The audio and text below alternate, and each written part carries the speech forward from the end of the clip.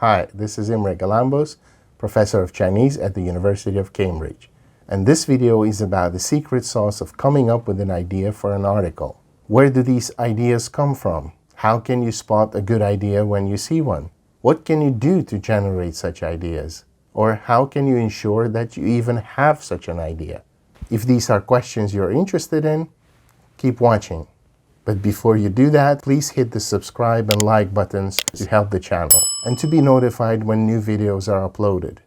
In principle, each idea has a central question it explores, an idea around which the article is centered. The idea is the core of the article, and at the same time, it is also an essential part of the structure of the article.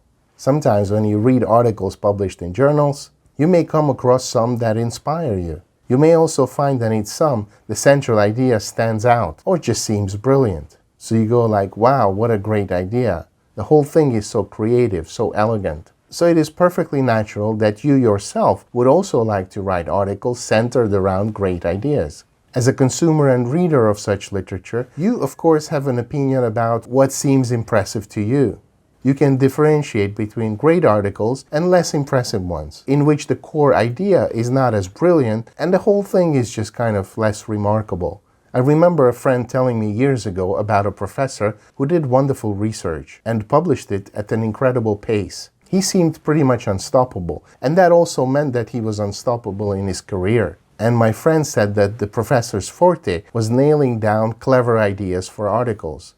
And this comment made it sound like when he had an idea, and for some reason this was very easy for him, it was a piece of cake to write the article itself. My friend's comment suggested that it wasn't that the professor was a top-rate scholar and did cutting-edge research, but that he somehow stumbled upon the secret of coming up with great ideas so that he could write articles everybody wanted to read. At the time, this comment got me thinking that if I somehow could also master the art of coming up with ideas, I could write first-rate articles myself, and do this without too much effort. But on the whole, I was not that convinced, and now, in retrospect, I think this does not work that way at all. Because is the idea primary, and the whole article is just an afterthought? What if you were given an idea by someone else? Could you write a first-rate article from it? In fact, now that I'm teaching, I can see that sometimes we suggest ideas to students, and some of these are actually very good ones. And some students turn these ideas into great papers, but others don't. So it kind of depends on the student, depends on the circumstances, and also how much this specific idea resonates with the student. Also, sometimes you're intrigued by the title of an article or the title of a book, and when you actually read the article or the book, it turns out not that good at all. And you feel that it's such a shame that somebody wasted this good idea and wrote a mediocre article with it. And now someone else cannot use the same idea to write it up in a way that it should be written. Coming back to the question, where do good ideas come from? I think we need to understand what an idea that lies at the core of an academic article is. In most cases, an academic article answers a question. It is a solution to an unsolved problem. And the point of the article is to resolve the question, rather than just to discuss something in general. On a side note, I should also add that there are other types of articles which are more descriptive in nature, and these typically present new material or provide an overview of an area of research. But for our purposes here, we're more concerned about these traditional types of articles which present a solution to a problem. So a proper article is supposed to advance the field forward, and it does this by debunking some commonly held belief or resolving an issue that has been unresolved before, or often by raising a new question and then immediately resolving it. So what we refer to as the idea at the core of such articles is a solution to such a question. But sometimes it also includes the question itself. So to take a concrete example, if you want to write about the short-lived Xin dynasty in ancient China, this is not a good idea in itself because it does not answer any particular question. You may be interested in the topic and you may be very familiar with the topic, but to write an academic article about this, you need to answer a question. For that, you need to identify a question or problem that has not been resolved. Or you need to raise a new concrete question that is interesting enough so that it needs to be resolved. So in this case, you might raise the question, what were the economic developments that facilitated the rise of the Xin dynasty? Or what were the main reasons for the initial success of the dynasty? Or something even more specific. What roles omens play in the rhetoric of legitimation at the beginning of the Qin dynasty? So in each of these cases, you're raising a question that may or may not be of interest to the audience.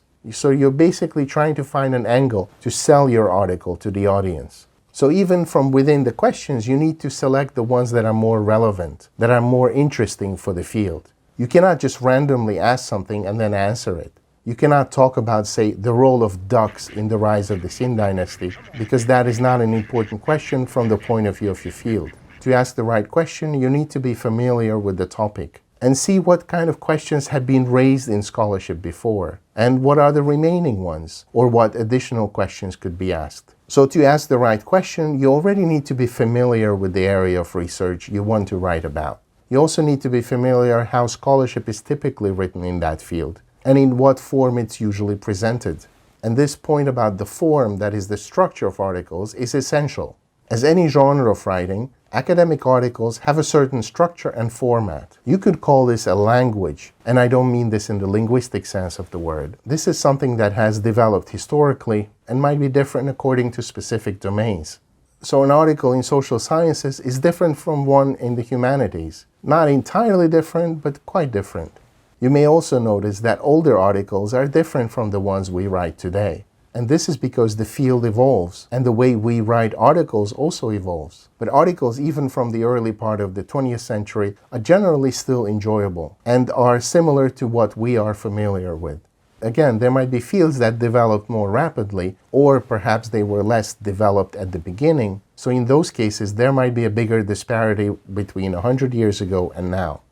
One of the primary ways we do research and develop as scholars is by reading former research, by learning former methodologies, understanding the types of questions that used to be important, and the types of problems scholars before us tried to resolve. By doing this, we internalize the rules of the genre of academic writing. We learn to appreciate the good in them, and also to recognize arguments that are less convincing.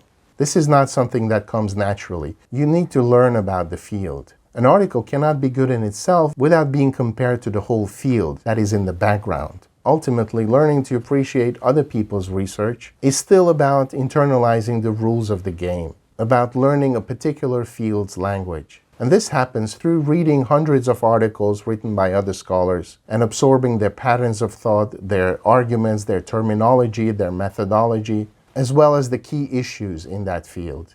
The truth is that a great idea is likewise only meaningful in the context of your particular genre and research area. It is through understanding how articles in your field are normally written, how they're structured, and what questions they address, that you can start finding a great idea. Because a great idea is only meaningful in a specific context. In fact, the idea itself includes a mechanism to be inserted in that structure. A bit the way a key fits the lock, and without a lock there's no point in looking for a key. So to return to the original question at the beginning of this video, the best way to find good ideas is by reading older articles, by internalizing the rules of the game, by absorbing the language of your subfield. Once you have done this, you will learn how to look for ideas with the structure already in mind, and you will find the ones that fit the structure. Okay, I would like to hear your comments on this topic, so please write in the comment section below. Thank you for watching, and see you next time.